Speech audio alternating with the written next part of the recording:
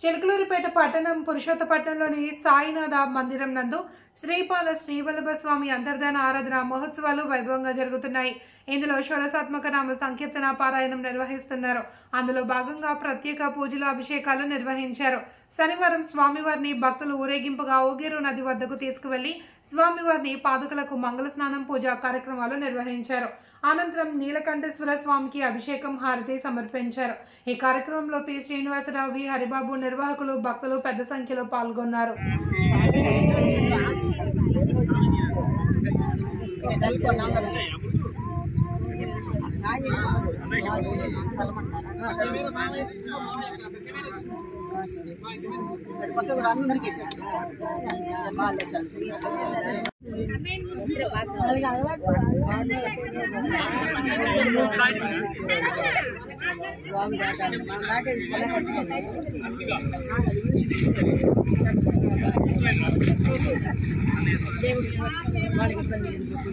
ఆయన కూడా పట్టుకొని స్వామిని పట్టుకొని చుట్టుపక్కల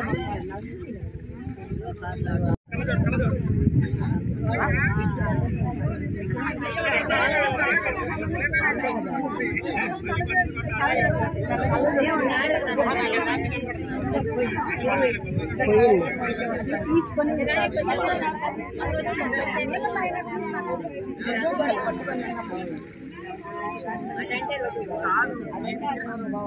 ఏడంటే దగ్గర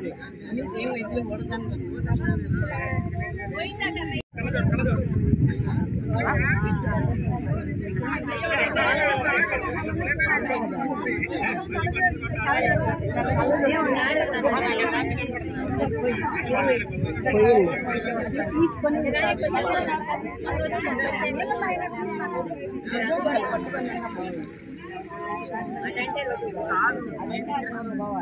ఏడంటే దగ్గర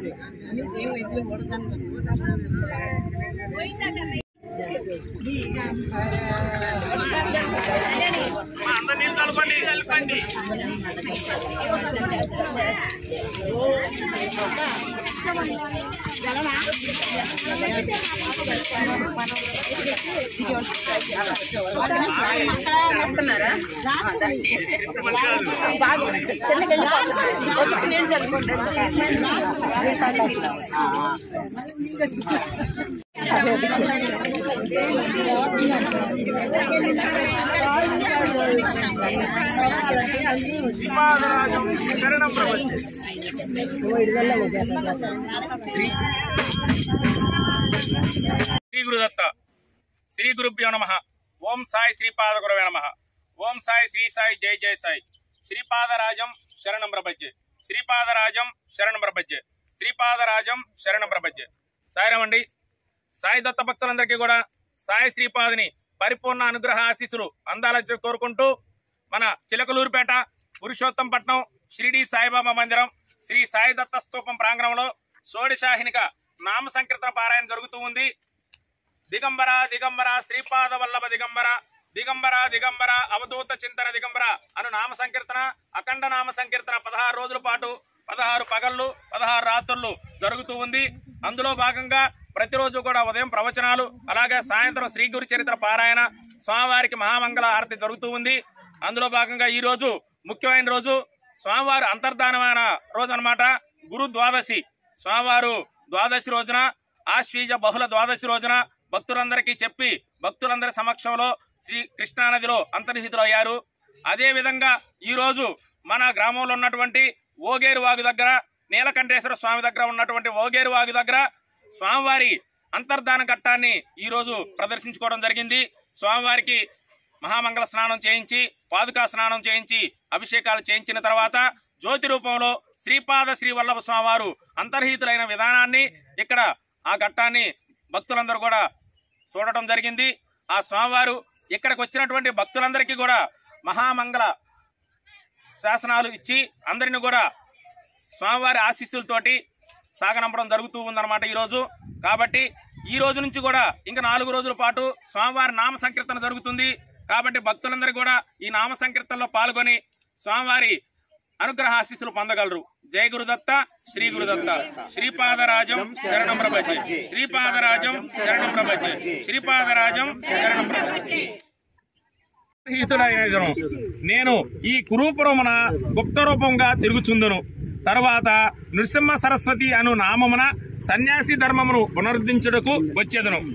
నీవు రచించడి శ్రీపాద శ్రీవల్లభ చరితామృతమును మహాపవిత్ర గ్రంథము భక్తుల పాలిట కల్పతరువు కాగలదు. అది అక్షర సత్య గ్రంథము కాగలదు. ఆకాశమునందు శబ్దము మాత్రమే ఉండును. నేను దిక్కులనే అంబరముగా కలిగిన వాడను. అందువలనే నేను దిగంబరుడిగా పిలువబడెదను. మనోమయ ప్రపంచమును సరిచేయుటకు ఈ గ్రంథ పఠనము ఎంతగానో తోడ్పడగలదు. ఈ గ్రంథమును పారాయణ చేయువారులకు ఇహపర సాధనములకును సమకూరును. ఇందలి ప్రతి అక్షరమును వేదవాక్కులతో సమానమని ఎరుగుము.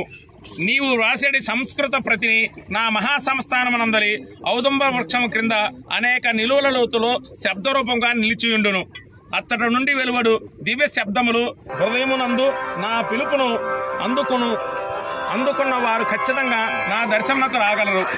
నేను నా భక్త సంరక్షణమునందు అప్రమత్తుడను.